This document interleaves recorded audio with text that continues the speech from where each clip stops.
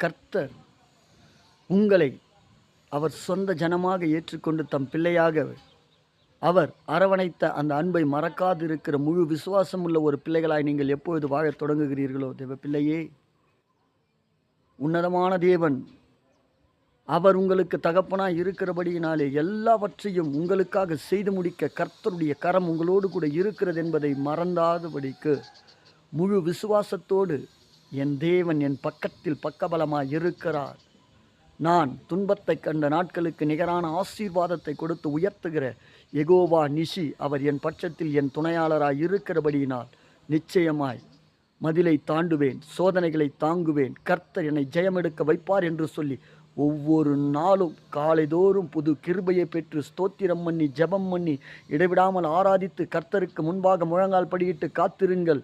தகப்பனாகிய இயேசு கிறிஸ்து உங்கள் நடுவில் அற்புதங்களை செய்து ஆசீர்வதித்து உயர்த்துவார். ஆமென். God bless you. சமாதானமாக இருங்க.